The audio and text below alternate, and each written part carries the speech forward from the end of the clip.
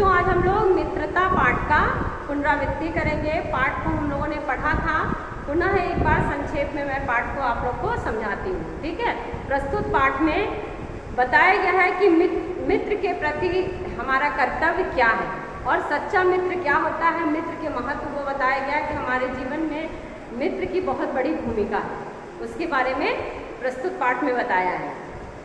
देखिए, जब कोई युवा पुरुष अपने घर से बाहर निकलकर बाहरी संसार में अपनी स्थिति जमाता है तो सबसे पहले उसकी कठिनता उसे मित्र चुनने में। आप स्कूल में एडमिशन लेते हो, क्लास में आते हो, देखते हो कि नहीं, सबसे पहले सोचते हो किसको अपना मित्र बनाए।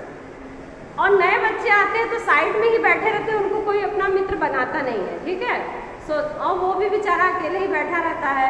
टीचर लोग आके बोलती हैं कि आप मिक्स कर लो, उसको अपने साथ ले लो, लेकिन नहीं, वो भी चुपचाप बैठा रहता है और तुम लोग भी उससे मिक्स नहीं होते हो, यानी ओल्ड स्टूडेंट जो है। तो घर से बाहर निकलने पर चाहे जॉब के लिए जाए, चाहे पढ़ाई के लिए जाए, सबसे बड़ी समस्या प्रथम क्या होती है? मित्र के चुनाव की, कि कैसे हम अपना मित्र चुने। यदि उसकी स्थिति बिल्कुल एकांत और निराली नहीं रहती तो उसके जान पहचान के लोग धड़ाधड़ बढ़ते जाते हैं।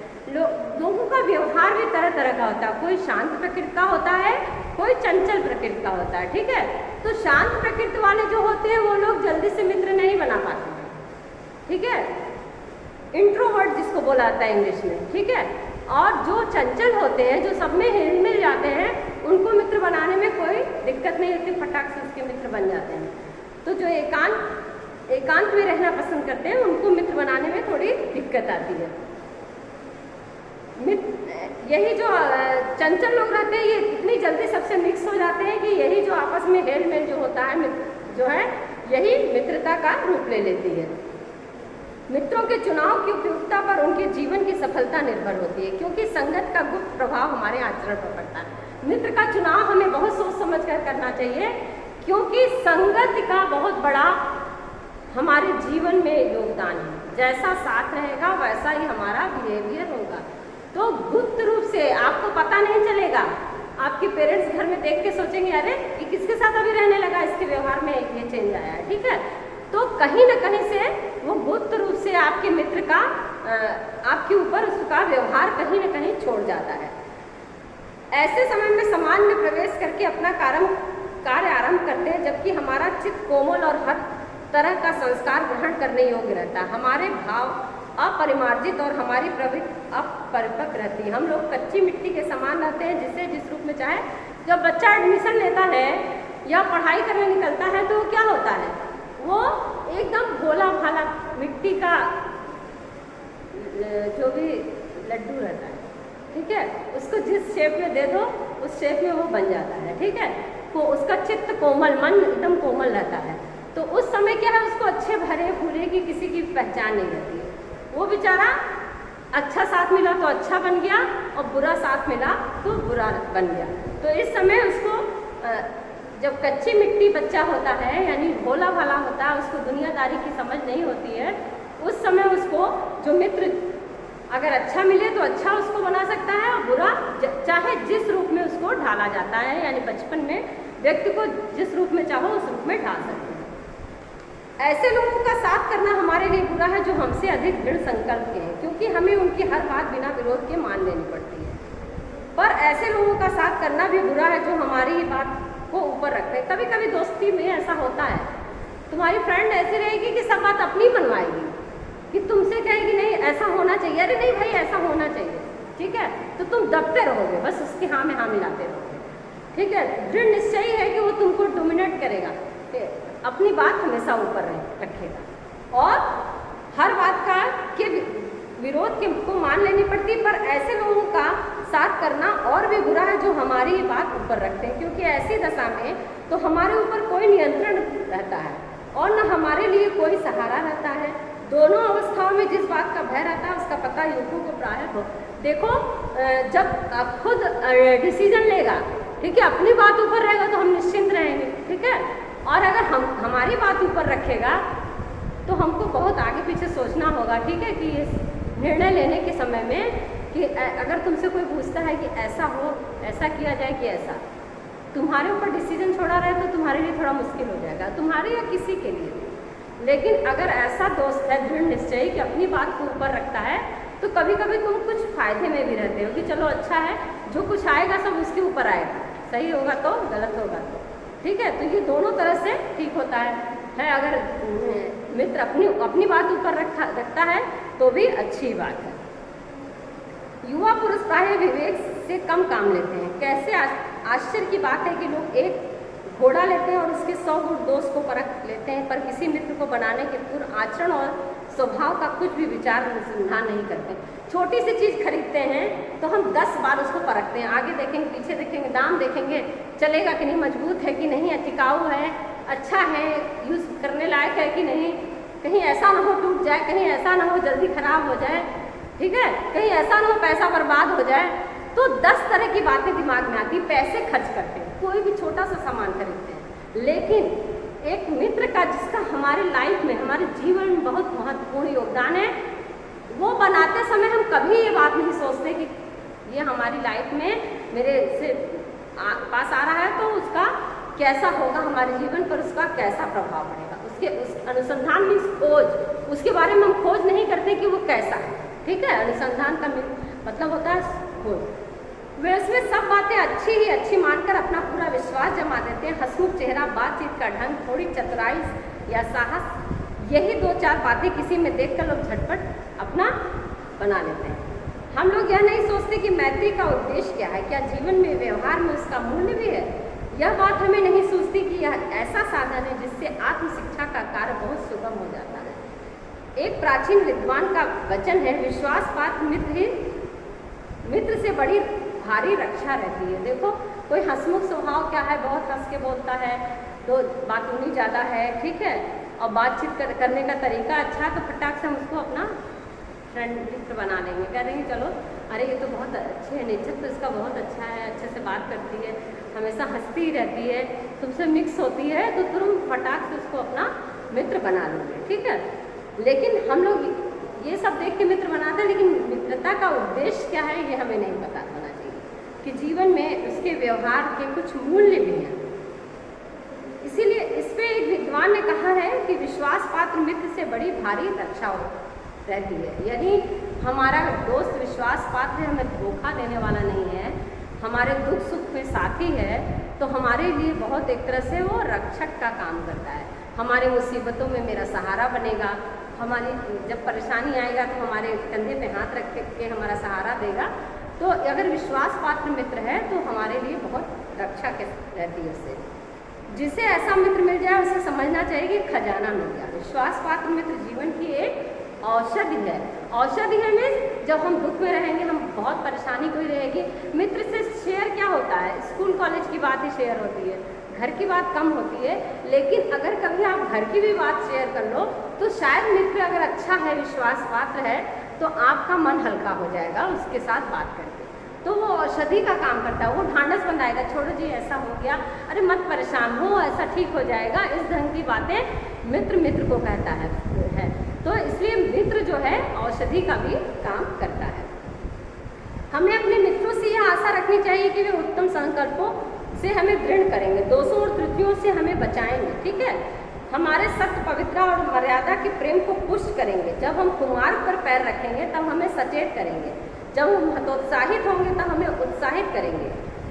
सारांश यह है कि हमें उत्तमता पूर्वक जीवन निर्वाह करने में हर समय सहायता देंगे। देखिए मित्र का क्या होता है, जब हम निराश होंगे तो हमें आशा की किरण मेरे मन में लाएंगे, जब हम हतोत्साहित होंगे तो हमें उत्साहित करेंगे, ठीक है, जब भी जीवन में हम निराश होंगे तो आशा हमारे मन में बांधेंगे।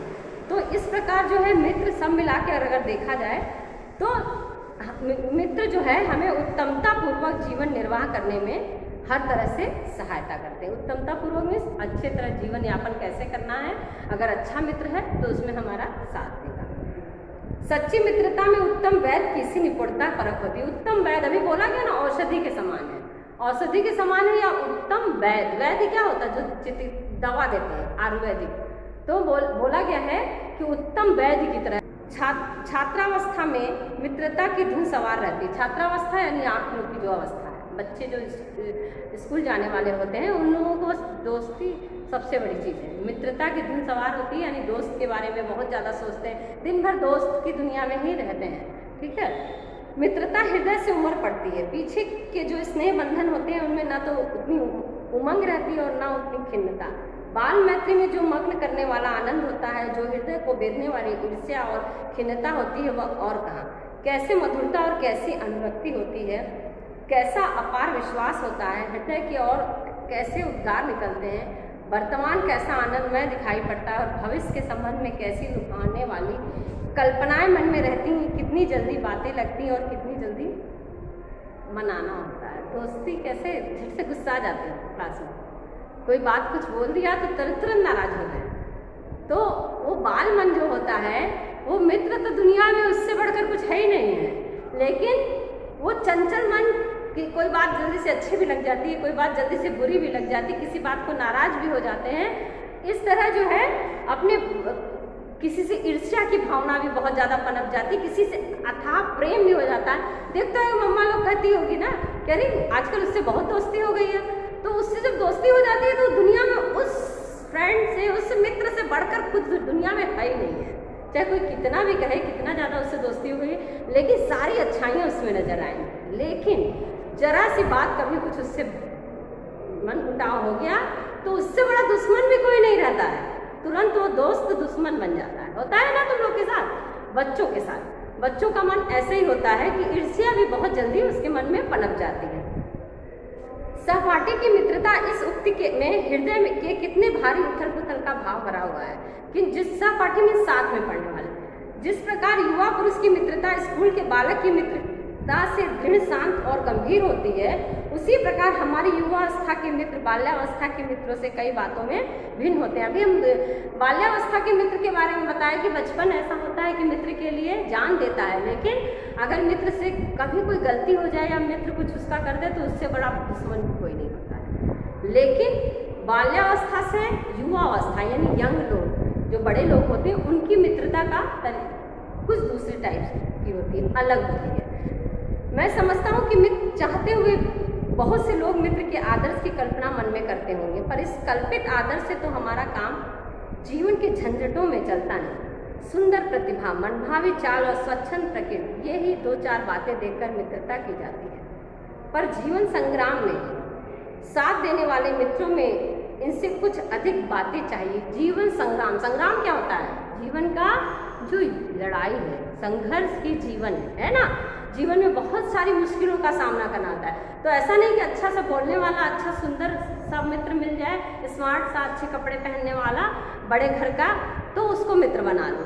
इस जीवन संग्राम में, यानी हमारे जीवन एक संघर्ष है, इस जीवन संघर्ष में लड़ते हुए ऐसा मित्र जो हमारी मुश्किलों में हमारा साथ दे, वही सच्चा मित्र है। ठीक है, तो वैसे मित्र की कल्पना करनी चाहिए।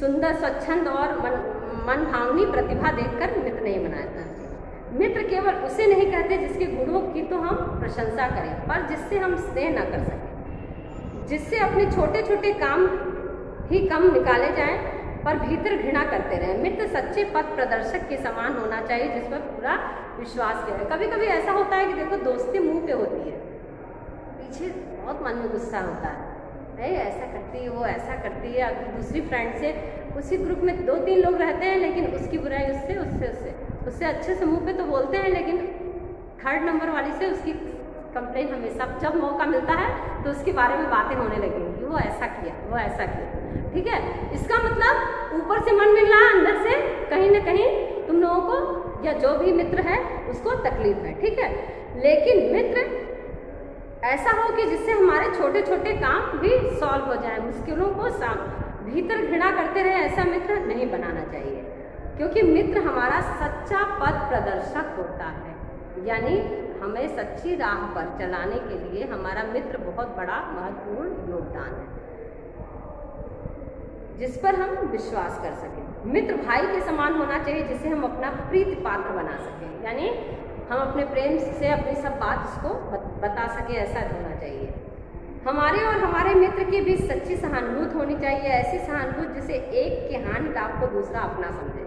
यानी तुम्हारा कोई लॉस हो जाए तो तुम्हारा मित्र भी उतना ही दुखी हो जितना कि आप हो रहे हो। ऐसा नहीं है कि तुम्हारा कुछ नुकसान हो गया तो तुम्हारे एग्जाम में मार्क्स कम आए तो तुम्हारा मित्र भी दुखी रहे। ऐसा नहीं है कि वो खुश हो रहा है अंदर अंदर कि अरे अच्छा हुआ हम तुझसे ज़्यादा भागे। वो ऐसा नहीं होना चाहिए, वो मित्र सही मित्र नहीं है।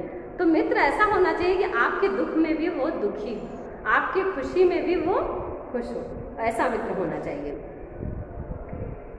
मित्रता के लिए आवश्यक नहीं है कि दो मित्र एक ही प्रकार का कार्य करते हो या एक ही रुचि हो। जरूरी नहीं सबका बिहेवियर एक ही जैसा हो। तुम्हारा कुछ और हॉबी है, दूसरे का कुछ और रुचि।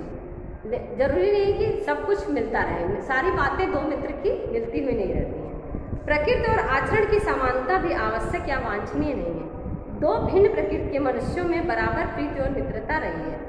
राम धीर और शांत प्रकृति के थे, लक्ष्मण उग्र और उद्धत स्वभाव के थे, पर दोनों भाइयों में अत्यंत प्रगाढ़ स्नेह था। उन दोनों की मित्रता खूब निभी। यह कोई बात नहीं है कि एक ही स्वभाव और रुचि के लोगों में ही मित्रता हो सकती है। समान भिन्नता देखकर भी लोग एक दूसरे को मित्र बनाते हैं। ऐसा नहीं कि इसका एक छोटा सा उदाहरण दिए राम और लक्ष्मण का, कि जरूरी नहीं है कि एक ही स्वभाव के लोग ही मित्र बने। एक बहुत चंचल, एक बहुत शांत है, तो कभी कभी ऐसे लोग भी मित्र बन जाते हैं। कम बोलने वाला ज़्यादा बोलने वाले का दोस्त बन जाएगा। उसमें एक छोटा सा उदाहरण देखिए राम और लक्ष्मण का। राम शांत गंभीर स्वभाव के थे और जो लक्ष्मण थे बहुत उग्र चंचल स्वभाव के थे। लेकिन क्या था, दोनों में अथाह प्रेम था, दोनों लोग बहुत अच्छे से रहते थे। तो इसलिए बोले कि जरूरी नहीं कि मित्रता में व्यवहार समान हो, एक ही जैसी रुचि रखने वाला व्यक्ति। जो गुण हम में नहीं है, हम चाहते हैं कि कोई ऐसा मित्र मिले जिसमें वे गुण हो।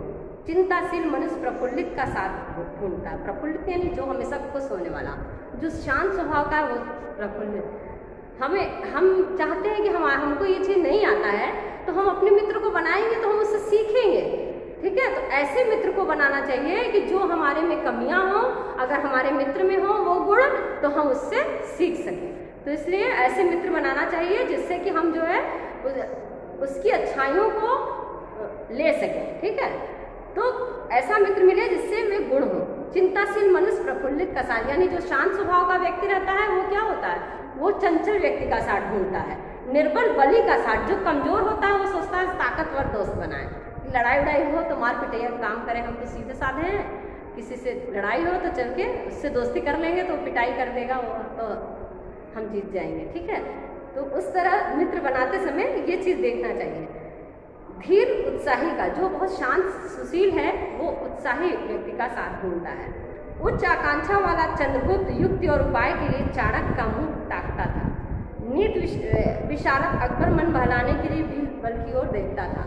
इसमें बताया है कि दो लोग ऐसे थे, उदाहरण दिया है कि चाणक्य और चंद्रगुप्त के बारे में, और अकबर और बीरबल की आप लोग स्टोरी सुने हैं कि हमेशा उनसे पूछ के कार्य करता था। तो ये दो उदाहरण दिया गया है। मित्र का कर्तव्य इस प्रकार बताया गया है कि उच्च और महान कार्यों में इस प्रकार सहायता देना, मन बढ़ाना और साहस दिलाना है कि तुम अपनी अपनी सामर्थ्य से बाहर काम कर पाओ। यह कर्तव्य उसी से पूरा होगा जो दृढ़ चित्त और सत्य संकल्प का हो।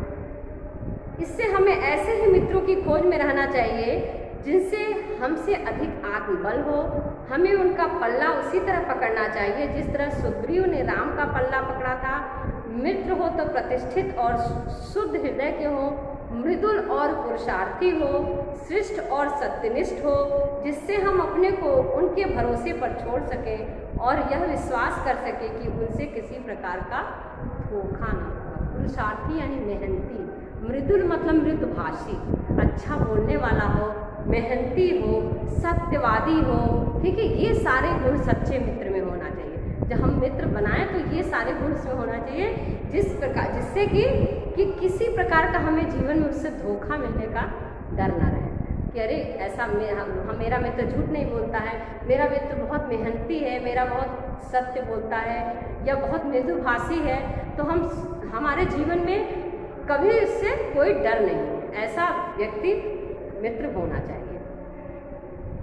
जो बात ऊपर मित्रों के संबंध में कही गई वही जान पहचान वालों के संबंध में भी ठीक है। जान पहचान के लोग ऐसे हों जिनसे हम कुछ लाभ उठा सकें, जो हमारे जीवन को उत्तम आनंदमय बनाने में कुछ सहायता दे सकते हैं, यद्यपि उतनी नहीं जितने गहरे मित्र दे। अपने परिचय में भी लोग चाहते हैं कि परिचय मीन्स क्या है, पड़ोसी भी अच्छा ही आदमी चाहता है, ठीक है। कॉलोनी, जिस कॉलोनी एरिया मोहल्ले जहाँ भी रहते हो, गांव में जिस जगह भी रहते हैं, हम चाहते हैं आसपास की लोकेलिटी अच्छी हो। तो ऐसा नहीं है कि मित्र ही अच्छा हो, हमारे पहचान वाले लोग भी हम चाहते हैं कि अच्छे व्यवहार को, यानी उनसे हमको कोई नुकसान ना हो जीवन में। अगर उनसे हम मित्रता कर रहे हैं, लोग कहते हैं ना कि एक्सपीरियंस बहुत बड़ी चीज़ होती है जीवन में। एक्सपीरियंस मीन अनुभव। आपसे ज़्यादा हमें अनुभव क्यों है? क्योंकि हम बहुत लोगों से मिले हैं, हम बहुत देखे, पड़ोसी देखे, मित्र देखे हैं, कॉलोनी देखे, मोहल्ला, सफ़र, ट्रेन, प्लेन, बस, रिक्शा, ऑटो, हर तरह के लोगों को देखे हैं, ठीक है। समाज कैसा है मुझे पता है, ठीक। हमसे भी जो सीनियर हैं वो हमसे ज़्यादा अनुभवी हैं। तो जीवन में व्यक्ति जो अनुभव से ही बहुत कुछ सीखता है। तो आसपास का जो माहौल है वो भी हम चाहते हैं कि वो अच्छा ही हो। यदि क ख ग हमारे लिए कुछ नहीं कर सकते हैं, ना कोई बुद्धिमानी या विनोद की बात कर सकते हैं, ना कोई अच्छी बात बतला सकते हैं, ना सहानुभूति द्वारा हमें ढांढस बंधा सकते हैं, न हमारे आनंद में सम्मिलित हो सकते हैं, न हमें कर्तव्य का ध्यान दिला सकते हैं, तो ईश्वर हमें उनसे दूर ही रखे। अगर ऐसे लोग हों कि जो जीवन में जिनसे हमें कोई फायदा, ये सारी चीज़ें जो बताया है कि जो क ख ग मीन एनीवन, कोई जो हमारे अड़ोसी पड़ोसी या आसपास रहने वाले क ख ग उनके लिए किया है कि ऐसे अगर लोग हों कि जो हमें कोई अच्छी बात ना सिखा सके, दया, करुणा, सहानुभूति, ढांढस बंधाना, ये सारे गुण उनमें ना हो, तो हमको भगवान उनसे दूर ही रहें। ऐसे लोगों के पास, ऐसे लोगों को मित्र बनाने या उनको अपने संपर्क में रखने की ज़रूरत नहीं है, ठीक है। ऐसे लोगों से दूर ही रहना चाहिए। आजकल जान पहचान बढ़ाना कोई बड़ी बात नहीं है। कोई भी युवा पुरुष ऐसे अनेक युवा पुरुषों को पा सकता है जो उसके साथ थिएटर देखने जाएंगे, नाच रंग में जाएंगे, सैर सपाटा करेंगे। मीन्स दोस्ती में इस टाइप के लोग बहुत मिलते हैं, खाने, घूमने, खेलने, गलत साथ देने वाले, ठीक है। इस प्रकार के लोगों की समाज में हमारे कमी नहीं है। यदि ऐसे जान पहचान के लोगों से कुछ हानि ना होगी तो लाभ भी नहीं होगा। अगर आपका संस्कार अच्छा है तो शायद आप उनसे कुछ सीख नहीं पाएंगे। उनके साथ घूमेंगे, उनके साथ खाएंगे, उनके साथ मूवी देखेंगे, उन साथ में रहेंगे उनसे। अगर आपका संस्कार अच्छा तो आप कुछ सीख नहीं पाएंगे, लेकिन कुछ आपको लाभ नहीं होगा, क्योंकि जीवन में हमेशा किसी के साथ रह के कुछ सीखना है अच्छा, क्योंकि यह मित्रता या समाज में रहना है तो कुछ न कुछ ग्रहण करना है। तो उनसे हानि ना होगी तो लाभ भी ना होगा, पर यदि हानि होगी तो बड़ी भारी हानि होगी, क्योंकि आप गलत संगत में पड़ जाओ। कुछ संग, बुरा संग, आप थिएटर में देखता है, मूवी देखता है, रेस्टोरेंट में जाता है। मीन्स एक छोटा सा एग्जांपल, आप बाई बस आते हो, बहुत से फोन कन्वेंस से आते हैं बच्चे, स्कूल आ गए, स्कूल से छुट्टी हुआ, घर चले गए, किस दिन जल्दी छुट्टी हो गया, बच्चों के साथ घूमने चले गए। तरह तरह के समाज में लोग, बच्चे भी हैं, लोग भी हैं। तो कहने का मतलब आप उससे कुछ सीखोगे नहीं, लेकिन अगर आपका संस्कार अच्छा है तो आप कुछ सीखोगे नहीं, लेकिन आप कुछ उससे अपना बुरा भी नहीं करोगे। लेकिन अगर कहीं ना कहीं वो आपके संस्कार में उसका आचरण आ गया तो आपको भारी नुकसान पहुंचना पड़ेगा। यानी ये जो गंदी आदतें लग जाएंगी उससे आदमी उबर नहीं पाता, यानी निकल नहीं पाता है, ठीक है। तो क्योंकि अच्छी आदतें व्यक्ति को बहुत जल्द टाइम लगता है एक्सेप्ट करने में, लेकिन बुरी आदतें बहुत जल्दी सीख जाता है और उसको निकालने में, व्यवहार से निकालने में बहुत समय लगता है। तो यदि वे जान पहचान के लोग उन मनचले युवकों से ना मिले, अमीरों की बुराइयों और मूर्खताओं की नकल किया करते हैं, दिन रात बना सिंगार में रहते हैं, महफिलों में ओहो वाह वाह किया करते हैं, गलियों में ठट्ठा मारते हैं और सिगरेट, मीन्स ऐसे बिहेव के लोगों को बताया गया जो लोग आचरण अच्छा नहीं होता, उनके बारे में सिंपल सी बात है, ठीक है। तो ऐसे उनके लिए तो संसार से सुंदर मनोहर उक्ति वाले कवि हुए हैं, और न संसार में सुंदर आचरण वाले महात्मा। उनके लिए न तो बड़े वीर अद्भुत कर्म कर गए हैं और न बड़े बड़े ग्रंथकार ऐसे विचार छोड़ गए हैं जिनसे मनुष्य जात के हृदय में सात्विकता की उमंगें उठती हैं। उनके लिए फूल पत्तियों में से कोई सौंदर्य नहीं, झरनों के कलकल में मधुर संगीत नहीं, अनंत सागर तरंगों में गंभीर रहस्यों का आभास नहीं, उनके भाग में सच्चे प्रयत्न और पुरुषार्थ का आनंद नहीं, उनके भाग में सच्ची प्रीति का सुख और कोमल हृदय की शांति नहीं, जिनकी आत्मा इंद्रिय विषय में ही लिप्त है, जिनका हृदय कुत्सित विचारों से कलुषित है, ऐसे नशोन्मुख प्राणियों का दिन दिन अंधकार में पतन होते देख कौन ऐसा होगा जो तरस न खाएगा। हमें ऐसे प्राणियों का साथ, यानी सभी बुराइयां जिसमें, ठीक है, हर तरह से वो बुरा हो। ये जो सारी चीज़ें दिखाया गया है कि ये सारे वो जीवन का सब आनंद ले लें, ठीक है, जिनका हृदय कुत्सित मीन्स बुरे, हु मीन्स बुरे जो आज विचार हैं, उन विचारों से गलत कार्य में जिनका जो लगा हो, नशोन्मुख हो, नशा करता हो, गंदी आदतें हो, उनका जीवन धीरे धीरे अंधकार और पतन में यानी गिरता जाएगा। लोग ऊपर जीवन में उठते हैं, वैसे लोग हमेशा गिरते जाएंगे। ऐसे प्राणियों का हमें साथ नहीं करना चाहिए। मकदूनिया का बादशाह डेमेट्रियस कभी कभी राज्य के सब काम छोड़कर अपने ही मेल के 10-5 साथियों को लेकर विषय वासना में लिप्त रहता था। डेमेट्रियस भी बहुत ज़्यादा भोग विलास, आनंद, खाना पीना, मौज मस्ती, जो भी उस समय राजा महाराजा के थे शौक, नृत्य देख, मूवी टीवी और हॉल नहीं था ना। प्राचीन समय में क्या था कि नृत्यांगना लोग महफिल में नाचती थी, वो राजा लोगों का शौक रहता था। नृत्य और संगीतकार लोग संगीत के इंस्ट्रूमेंट बजाते थे, नृत्यांगना लोग नृत्य करती थी, ये सारे शौक थे। तो जैसे आज मूवी देखना खराब माना जाता है, वैसे उस समय ये, लेकिन पहले के लोग ऐसा करते थे। तो इसके बारे में बताया कि जो विषय वासना में लिप्त रहा करता था, एक बार बीमारी का बहाना करके किसी प्रकार वह अपने दिन काट रहा था। इसी बीच उसका पिता उससे मिलने आया, मतलब अकेले रहता था, मौज मस्ती करता था, और उसने एक हंसमुख जवान को कोठरी से बाहर निकलते देखा। जब पिता कोठरी के भीतर पहुंचा, तब डेमेट्रियस ने कहा, ज्वर ने मुझे अभी छोड़ा है। पिता ने कहा, हाँ ठीक है, वह दरवाजे पर मुझे मिला था। यानी पिता से झूठ बोलकर वो अपनी जिंदगी में पूरा एंजॉय दोस्तों के साथ या जैसे भी कर रहे थे। पिता को क्या खबर था कि बीमार है या तबीयत खराब है उनसे। जब पिता उससे मिलने जाते हैं तो देखते हैं कि हंसता हुआ एक उनका मित्र बाहर निकल रहा है, और वो अंदर गए तो बोलता है कि मुझे बहुत तेज ज्वर था, ज्वर से मैं पीड़ित था। तो पिता व्यंग में बोलते हैं, टोंट करते हैं कि हाँ मुझे अभी बाहर मिला था। यानी कौन सा ज्वर? कुसंग का ज्वर, बुरा साथ, ठीक है, बुरा साथ। पिता उसके बोलते हैं बाहर मुझे मिला था। कुसंग का ज्वर सबसे भयानक होता है, केवल नीति और सद्बुद्धि का नाश नहीं करता बल्कि बुद्धि का भी क्षय करता है। यानी बुद्धि भी भ्रष्ट हो जाती, बुरा साथ हो, तुम उसी के अनुसार चलोगे जो तुम्हारा साथी है। किसी युवा पुरुष की संगत यदि बुरी होगी तो वह पैरों में बंधी चक्की के समान होगी, जो उसे दिन दिन अवनत की ओर ले जाएगी, उन्नत नहीं करेगा, गड्ढे में गिराती जाएगी। और यदि अच्छी होगी, सहारा देने वाली बाहों के समान होगी, तो वह निरंतर उन्नत करेगा। यानी जीवन में दोस्त मित्र का इतना बड़ा असर है कि अगर हमारा अच्छा दोस्त है तो हमें हमेशा अवनत के मार्ग पर ले जाएगा, उन्नत के मार्ग पर ले जाएगा, और बुरा दोस्त है तो हमेशा अवनत के मार्ग पर यानी गड्ढे में हम गिरते जाएंगे।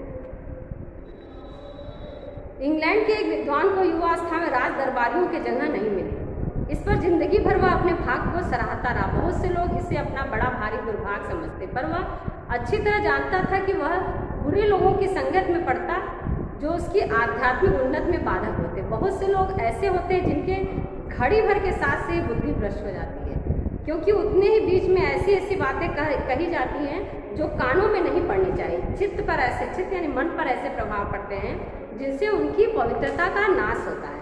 बुराई अटल भाव धारण करके बैठती है। बुरी बातें हमारी धारणा में बहुत दिनों तक टिकती हैं। बोले ना, अच्छी बातें हम नहीं सीख पाते, लेकिन बुराई धड़ से मेरे मन में मेरे ऊपर आती है और तुरंत हम लोग उसको स्वीकार करते हैं, वो जल्दी हटती नहीं है। इस बात को प्रायः सभी लोग जानते हैं कि भद्दे व फूहड़ गीत जितनी जल्दी ध्यान पर चढ़ते हैं उतनी जल्दी कोई गंभीर या अच्छी बात नहीं। गाने, एक उदाहरण दिया है कि गंदे गाने जो हैं, जो सुनने में जिसकी वर्डिंग अच्छी ना हो, वो सबके याद हो जाता है और सबके मुंह पर आते हैं, लेकिन अच्छी सी कोई बात हो तो जल्दी कोई नहीं सीखता या वो जल्दी लोगों को याद नहीं होता है। बार बार समझाते रहते हैं पेरेंट्स, माता पिता कि ये करो, ऐसे करो, ये करना गलत है, ये अच्छा है, वो नहीं समझ में आता। एक बार एक मित्र ने मुझसे कहा कि उसे लड़कपन में कहीं से बुरी कहावत सुनी थी, जिसका ध्यान वह लाख चेष्टा करता है कि ना आए, पर बार बार आता है। जिन भावनाओं को हम दूर रखना चाहते हैं, जिन बातों को हम याद करना नहीं चाहते, वे बार बार हृदय में उठती और बेचती हैं। अतः तुम पूरी चौकसी रखो, ऐसे लोगों को साथी न बनाओ कि अश्लील, अपवित्र और फूहड़ बातों से तुम्हें हंसाना चाहें। जिन बातों से हम दूर हटना चाहेंगे, बार बार ध्यान देंगे। पेरेंट्स जिस चीज़ को मना करेंगे वहीं पे ज़्यादा ध्यान जाएगा।